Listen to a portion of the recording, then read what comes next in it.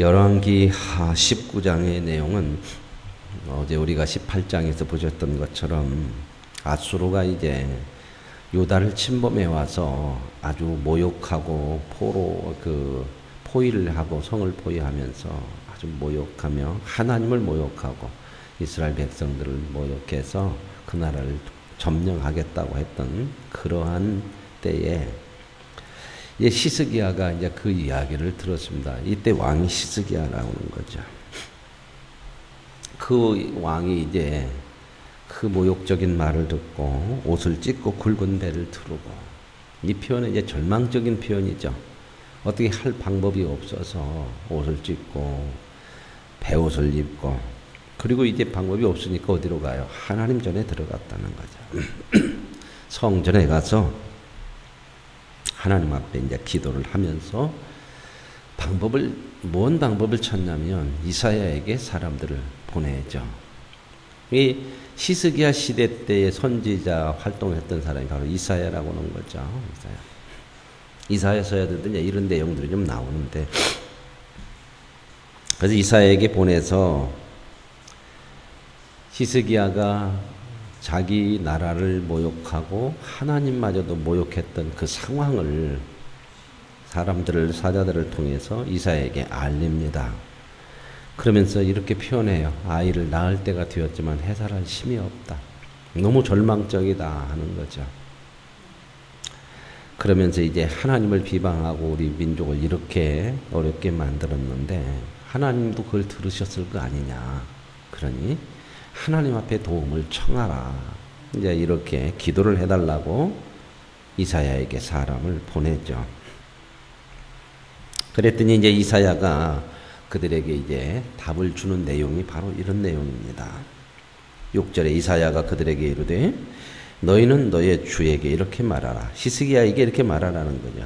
하나님 말씀에 너는 아수르 왕의 신복에게 들은 바 나를 모욕하는 말 때문에 두려워하지 말아라. 이스라엘 민족의 어려움도 있고 또 하나님마저도 모욕한 그 아주 세상적으로 말하자면 무수불위의 거리의 권력이죠. 방법이 없는 이런 권력 앞에 그런다고 해서 두려워하지 말아라. 내가 그 아수르 왕에게 한 영을 두어서 그가 어떤 소문을 듣고 돌아가게 할 것이다. 그리고 그는 하나님을 모욕하고 거부하고 그랬던 대가로 하나님께서 그를 죽이시겠다. 거기 가서 본국에서 죽을 것이다. 그렇게 말씀을 하죠. 자, 하나님이 바로 죽이실 수도 있죠. 자, 본국으로 돌아가 죽인다는 건 뭐예요?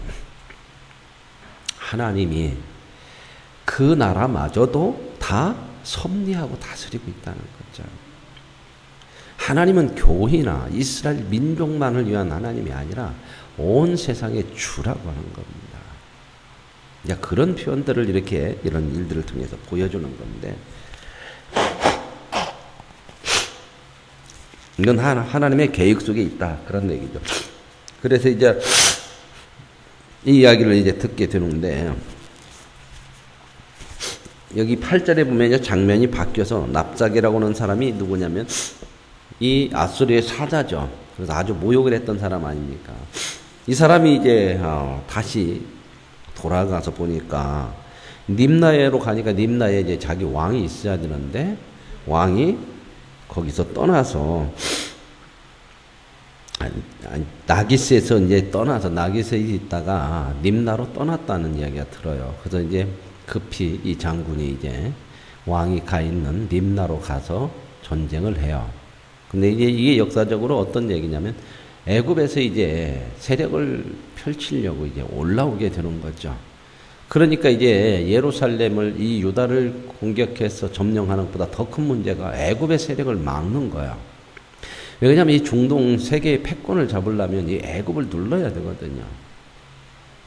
그렇기 때문에 그것이 급하니까 이제 애굽과 전쟁을 하려고 급히 유다의 일은 뒤로 미루고 이제 철수를 한 거죠. 그러고 나서 이제 또 편지를 또 써서 말하기를 우리가 힘없어서 지금 물러가는 게 아니고 이거 상황이 이렇게 돼서 그러니 니네 까불지 말고 가만히 있어라. 내가 또 다시 와서 점령할 것이다 하고 그렇게 편지를 써서 어떤 신이 우리의 손에서 건져낸 신이 있더냐. 이제 그렇게 편지를 쓰죠. 그러니까 이제 이 서신을 또 히스기야가 받아들고 하나님의 성전에 올라가요. 그래서 이제 하나님 앞에 이 절박한 상황에서 하나님밖에는 찾을 수가 없죠. 그래서 히스기야가 올라가서 하나님 앞에 그 편지를 다 펴놓습니다. 펴놓고 이제 기도합니다. 하나님은 어떤 하나님이십니까? 홀로 하나님, 만국을 지으신 하나님, 모든 역사를 다스리신 하나님 아니십니까? 그러니 하나님께서 이렇게 사내립이 모욕한 내용들, 이 편지들을 다 보고 들으셨지 않겠습니까? 그러면서 그가 말하기를 어떤 신이 자기 손에서 건져낸 신이 있더냐. 그러니까 이방 많은 나라들을 다 점령을 했을 때에 그 나라의 신들이, 그 사람들이 섬긴 그 나라의 민족의 신이 있을 거 아닙니까? 그러니까 이제 이제 나라를 점령했으니 신을 자기가 다 이겼다. 그런 마음이죠. 그리고 자기가 믿는 신이 진짜고 최고다. 이렇게 지금 그래서 모든 나라들을 멸망시키고 이 유다의 신마저 하나님마저도 모욕하고 이런 이야기를 하는 거 아닙니까? 그런데 이제 아수르가 이렇게 얘기해요. 18절에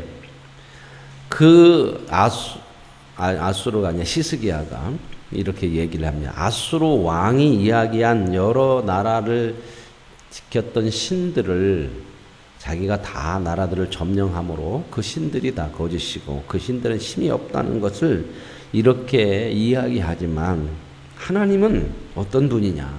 그런 신들과 다른 거 아니냐? 그들의 신들을 불에 던지고 왜 불에 던졌냐? 그건 나무로 만들었죠. 우상들. 나무나 철이나 이런 걸로 만들었기 때문에 다 던져서 사람의 손으로 만들고 나무나 돌로 만들었기 때문에 그건 신이 아니고 우상 아니냐. 그러나 하나님은 살아계신 하나님이라는 것을 나는 믿고 있다. 이게 이제 히스기야가 하나님 앞에 고백하는 거죠. 그 정확한 고백이죠. 그죠? 세상에 신은 없어요. 다 사람이 만든 우상이지. 오직 하나님만이 참 신이시고 하나님만이 신으로 계시는 줄로 믿습니다. 그래서 이제 그러니 이제 하나님께서 홀로 하나님인 것을 증거할 수 있는, 증명될 수 있는 그런 기회가 아닙니까? 우리 어려움이 오면은 자꾸 이제 우리의 믿음이 자꾸 떨어지는데 그 어려움 속에서도 하나님이 계시는 그러한 믿음을 우리가 잃지 말아야 되는 거거든요. 그렇다면 그 어려움이나 어떠한 내 뜻대로 되어지지 않는 일이나 절망적인 일을 통해서도 하나님의 살아계심을 우리가 볼 수 있거든요. 사람이 편안할 때는 하나님을 몰라요. 볼 수가 없어요. 시련과 이런 고난, 어려움들을 통해서 꼭 하나님을 봐요. 물론 하나님이 편안할 때는 아무것도 아니에요. 다 하나님께서 역사를 하지만 사람이 못 본다 그 말입니다. 어려움이 있어서 그 어려움을 통해서 사람들이 하나님을 보고 만나고 깨닫고 그러거든요. 그러니까 지금 신들은 다 무너졌다. 하나님은 무너지지 않을 것이다. 왜? 하나님이 참신이니까. 그러니까 오히려 아수르가 다른 나라를 다 점령하고 다른 나라 신들을 다 물리쳤다고 했을 때에 이랬을 때 오히려 하나님이 홀로 하나님인 것을 증거가 되는 기회가 되지 않겠나. 이제 히스기야는 그래서 그렇게 하나님 앞에 기도하는 거죠. 그랬더니 이제 이사야가 히스기야에게 답변을 이제 보내는 거죠. 네가 아수르 왕 사네립 때문에 그런 위기 때문에 그 나라와 민족의 그 어려움 때문에 나에게 기도하는 거 들었다 하는 거죠. 자, 우리가 하나님 앞에 기도할 때에 내 생각대로 내 뜻대로 무슨 응답이 되어져야만 듣는 게 아니라 하나님은 저와 여러분의 모든 기도를 들으시는 줄로 믿습니다. 그런 표현들이 이제 쉬지 말고 기도하라 그런 표현들이고요. 하나님이 듣지 않는 기도가 어디가 있겠습니까? 내가 들었다 그러면서 이야기하는 거죠. 그러면서 이제 들었다고는 이야기는 뭐예요? 하나님께서 말씀하시는 거죠. 그래서 21절에 이제 하나님이 말씀하신 것을 이사야가 그 히스기야 왕에게 전달을 하는 거죠. 아수르 왕에 대해서 하나님이 이렇게 얘기를 했다는 겁니다. 처녀딸 시온이 너를 멸시하며 너를 비웃었으며 딸 예루살렘이 너를 향하여 머리를 흔들었다. 아수르 왕은 이 예루살렘을 얼마나 모욕을 했어요, 와서요. 그런데 하나님은 뭐라고 그래요? 이게 내 딸이다는 겁니다. 내 자식이다. 이렇게 모욕을 했고, 그렇지만은 결국은 예루살렘이, 유다가 너를 비웃을 거다, 너를 비웃을 거다. 이제 그런 내용을 얘기해요. 내가 누구를 꾸짖으며 비방하였느냐? 누구를 향하여 소리를 높이고 눈을 높이 떴느냐? 이스라엘의 거룩한 자에게 그리하였도다. 그래, 이 유대 민족에게 그렇게 하고 이스라엘에게 그렇게 하는 것은 바로 하나님 앞에 하는 거다. 왜요? 하나님의 자녀니까. 오늘 저와 여러분이 살아가는 인생의 삶 속에서 세상 그 어느 것도 우리의 인생을 무너뜨릴 수가 없는 줄로 믿습니다. 왜냐하면 우리의 운명은 하나님의 손에 있어요. 우리가 구원받고 나서는 내 운명을 나 혼자 책임지는 게 아니에요. 하나님께서 저와 여러분의 운명을 붙들고 계시고, 그 붙들고 계시는 하나님이 오늘 말씀에 표현하는 것처럼 우리가 딸이요 아들이요 그의 자녀고, 그는 우리의 아버지시라는 거죠. 그러면서 네가 지금 누구한테 그러느냐 이렇게 말씀하는 거죠.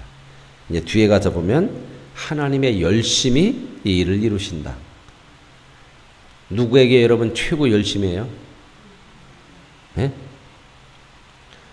여러분 누구에게 최고의 열심을 가지고 살아요?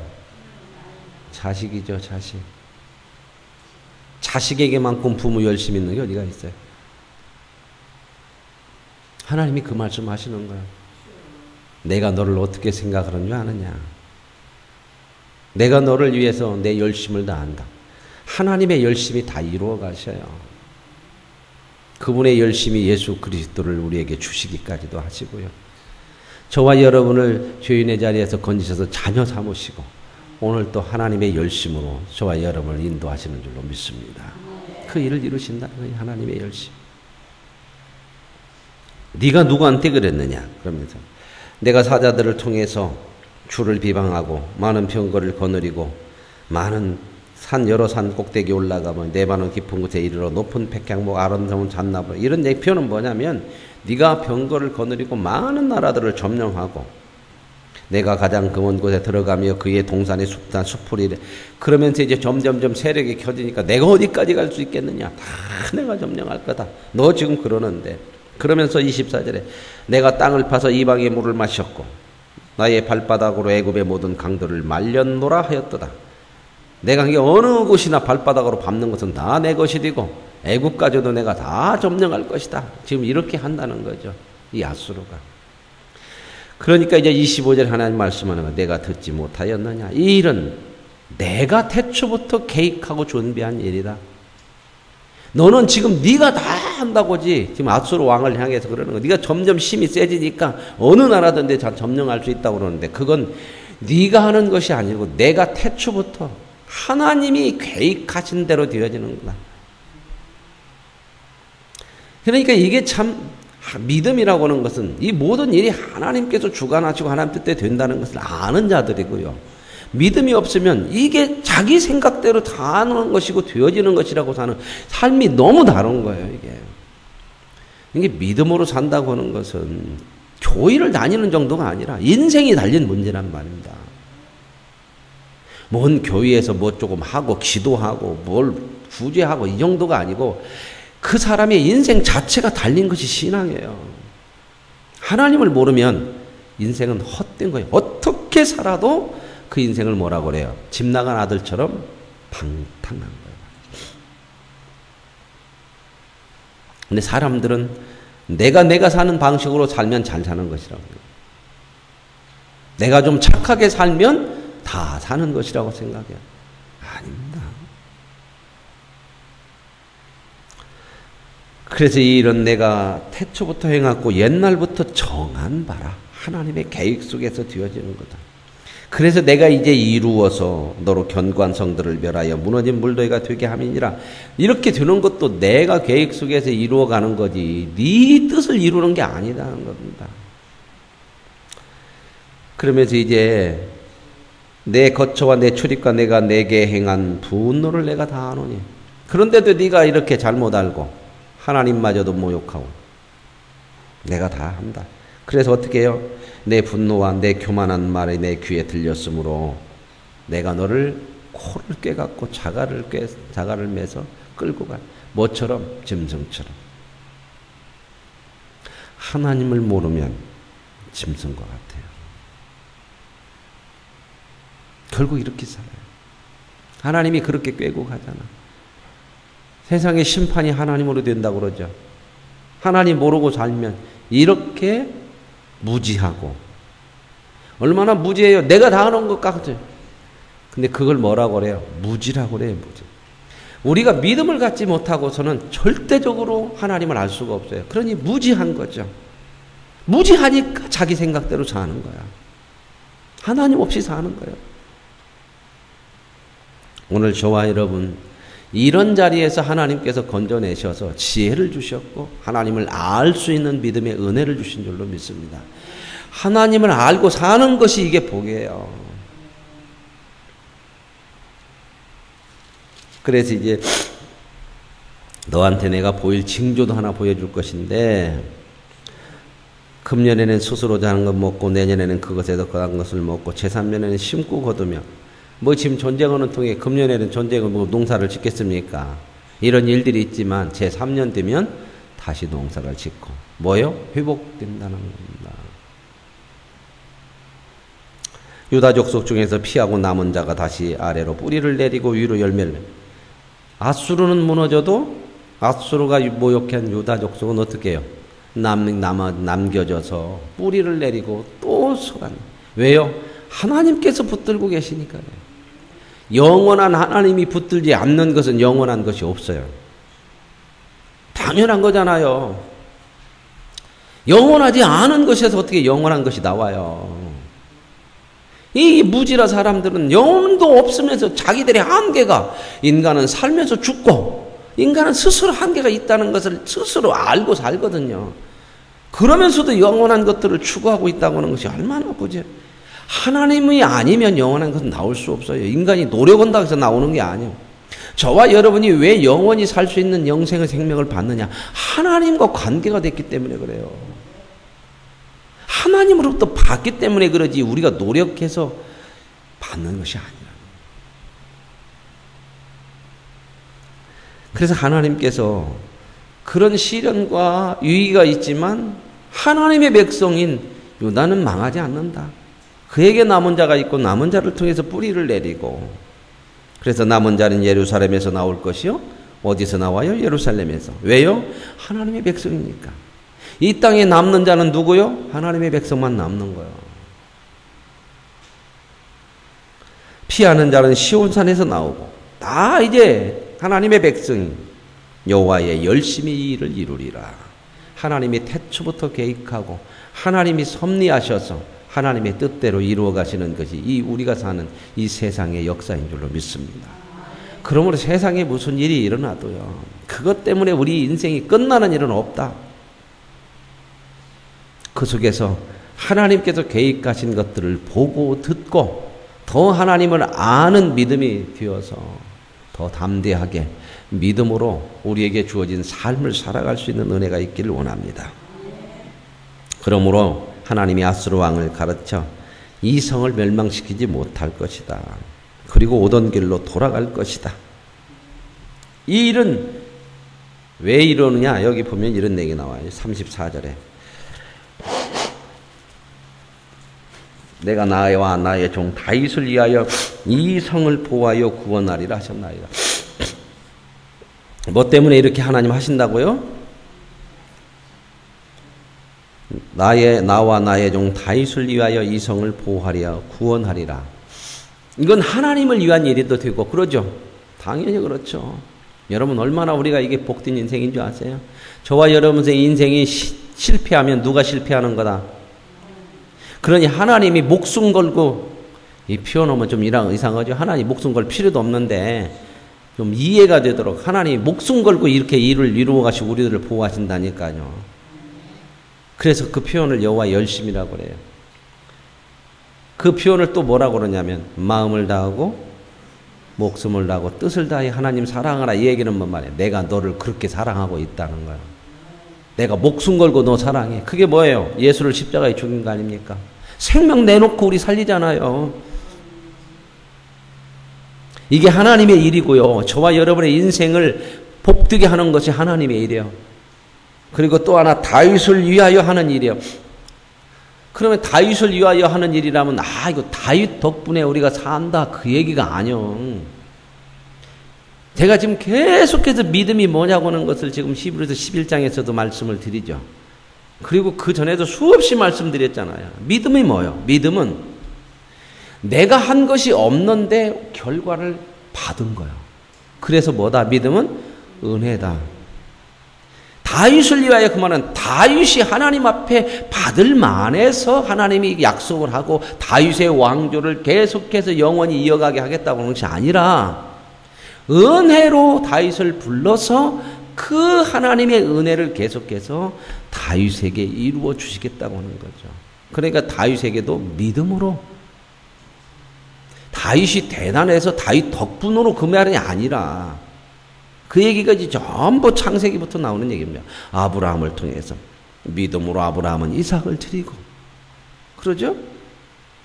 믿음으로 이삭은, 믿음으로 야곱은, 전부 시부리서 믿음으로 그 말이 바로 그 이야기다. 그 얘기를 말씀을 계속해서 드리고 있는 거죠. 거기만 단순하게 끝나는 것이 아니라 그걸 제대로 이해를 못하면 성경 전체를 이해를 못한다니까요. 이해를 못하는 것이 아니라 방법이 틀려. 다른 모습으로 이해를 하는 거예요. 다른 생각으로, 다른 방향으로. 하나님이 말씀하시고자 하는 메시지에 가지 못해요. 그러니까 모순이 돼. 그걸 제가 이렇게 말씀드리는 이유가 믿음을, 다윗이 믿음이 좋아서 이렇게 했다. 그러면 나중에 이해가 안 되고 부딪히는 부분이 너무 많아요.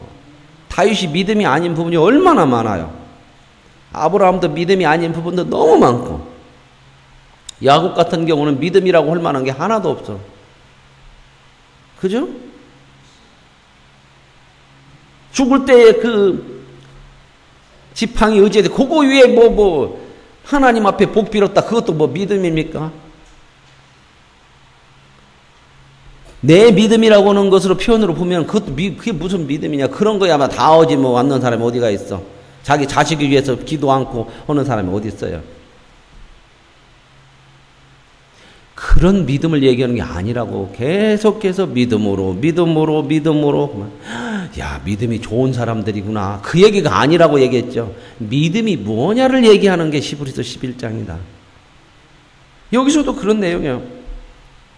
다윗 때문에 내가 너희들을 이렇게 보호한다. 이 얘기는 다윗의 좋은 믿음 덕분에 우리가 산다는 게 아니라 다윗이 어떻게 그 약속을 받고 하나님의 그 신실하신 그 은혜를 입어서 다윗의 왕가가, 다윗의 왕가도 벌써 끝장나야죠. 다윗의 집안 같은 인간이 어디가 있어요? 그렇죠? 여러분의 집안에 그런 다윗이 겪은 일이 일어났어요? 안 일어났어요? 아주 세상적으로 말하자면 그거 참 망한 집안이야. 망한 집안. 그렇죠? 어떻게 아버지를 몰아내고 지가 왕이 돼? 이런 집안을 뭔 좋은 집안이라고 할 수 있겠습니까? 아무리 왕을 했다고 하더라도. 그죠? 또 어떻게 자식이 자식을 죽였어? 자, 그러면 다윗이 할 말이 있어요, 없어요? 내가 왕 됐다는 얘기를 누구한테 할 수가 있겠어요? 우리 자식이 좋다고 누구한테 자식 자랑을 할 수 있겠어요? 우리 마누라가 어쩌다고 남의 마누라 뺏었잖아. 뭐 할 얘기가 있어야지 다윗이. 아닌가요? 제가 너무 그냥 다윗을 그냥 내려 까나요? 무슨 할 얘기가 있어 다윗이. 집안 얘기를 할 수 있겠어? 자식 얘기를 하겠어? 권력 얘기를 할 수 있겠어? 그것도 보세요. 다윗의 뒤를 이은 아들이 누구요? 솔로몬이요. 솔로몬이 뭐 대단해서 그래. 이건 모략과 술수요. 그 솔로몬은 왕이 될 수 있는 서열에도 못 껴요. 그리고 솔로몬의 엄마가 누구요? 제가 이건 몇 번 말씀드렸죠. 정실 부인이라고도 할 수도 없어. 남의 부인 뺏어다가 바세바야 아들 아닙니까? 정식 왕통을 이어갈 수 있는 조건이 안 되는 인간이요. 그 집 어머니나 솔로몬이나. 근데 우리는 솔로몬 그러면 막 1,000번째 그래가지고 깜빡 눈앞에 캄캄해요. 그냥 너무 못 보는 거예요, 성경을. 근데 여기서 뭐 솔로몬이 하나님 앞에 지혜를 받아서 지혜롭게 했다는 것이 나쁘다는 게 아니에요.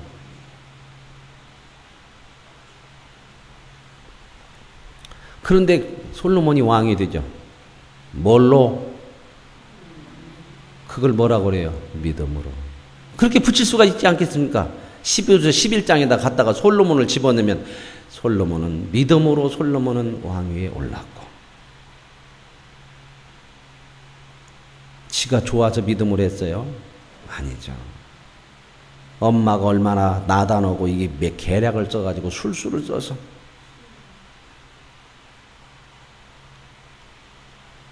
그걸 믿음이라고 그래요. 하나님의 은혜로. 저와 여러분의 인생도 그렇게 되어지는 거죠. 그 하나님의 은혜와 하나님의 신실하심 때문에 저와 여러분의 믿음이 이제 점점점 커져가고 하나님의 거룩한 사람으로 만들어져 가는 줄로 믿습니다. 그것이 평생 걸리는데 그 모습이 야곱이에요. 실패하지 않았잖아요. 인생 끝까지 실패할 수밖에 없는 그 야곱인데 야복강에서 하나님이 만들어내셨어요. 그러면 그전에는 없었어요? 계속해서 간섭하셨죠. 도망칠 때부터 그랬잖아요. 베델에서 돌베개 베고 오자고 깜짝 놀랐죠. 하나님 나타나가지고. 아, 여기도 하나님 계셨냐. 그런데 그렇게 해서 하나님 만나가지고 믿음으로 그러잖아요. 하나님, 나를 돌아오게만 해주신다면 내가 하나님을 하나님으로 섬기고 여기다가 하나님의 성전을 짓고 못 바친다고요. 11조도 하나님 앞에 드려요. 그러고 그렇게 했어요, 안 했어요? 누구 같아요? 우리도 하나님 앞에 하나님 이번만 해주시면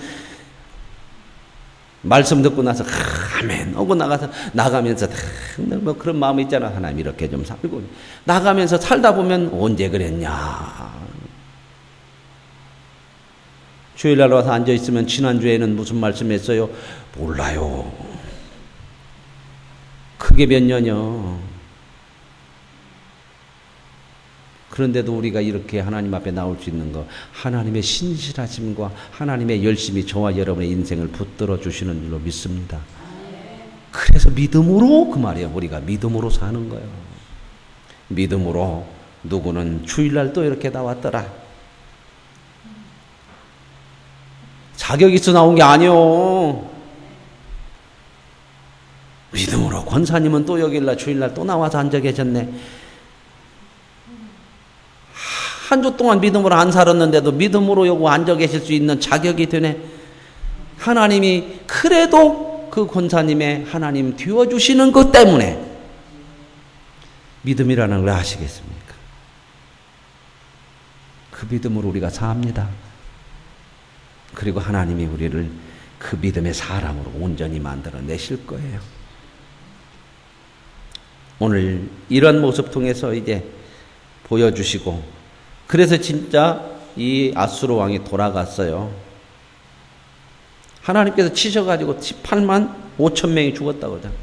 그러니까 어떻게 해볼 도리가 없으니 돌아갔어요. 돌아가서 자기 신에게 이제 신전에 가서 이제 실패하고 돌아왔으니까 막 또 도움을 청하고 그러죠. 자기가 믿는 신이 최고라고 그랬잖아요. 우리의 신에서 누가 구원받은 자 민족이 어디 있느냐 그랬잖아요. 그 신에서 경배할 때, 신전에서 경배할 때 뭐 됐다? 암살당해요. 그 신이 구해줬어요. 그러나 하나님께서 저와 여러분의 인생을 구원하신 줄로 믿습니다. 구원자가 하나님 한 분밖에 없어요. 그 하나님을 믿는 복된 인생이니 세상의 어떠한 상황 속에서도 저와 여러분 하나님에 대해서는, 믿음에 대해서는 절망하지 마세요. 나에 대해서는 절망이 있어야 되는 거예요. 그래야 나를 내려놓거든. 나에 대해서는 절망을 하되 그 절망이 하나님을 바라볼 수 있도록 그래서 이제는 내가 아니라 하나님만을 바라볼 수 있는 믿음으로 살아가는 저와 여러분의 삶이 되어질 수 있기를 원합니다. 하나님 아버지 감사합니다. 수많은 사람들이 인생은 자기에게 달렸고 세상 돌아가는 대로 살아야 된다고 그렇습니다. 그러나 하나님 말씀하십니다. 누가 세상을 지었으며 누가 세상을 운행하고 역사를 이루어가느냐? 내가 태초부터 계획하고 준비하고 또한 이루어가느니라. 이것을 알게 하시려고 우리를 믿음 안에 두시니 감사합니다. 그 하나님이 주신 믿음으로 하나님을 알고 우리 인생을 알고 세상을 알고 우리가 하나님 손에서 하나님의 신실하심과 열심으로 만들어지고 붙들린 인생인 걸 확신하면서 믿음으로 살아가는 복된 사람들이 되게 하셨으니 감사합니다. 오늘 하루도 이 하나님을 향한 믿음으로 사는 은혜를 누리게 하옵소서. 예수님의 이름으로 기도합니다. 아멘. 하늘에 계신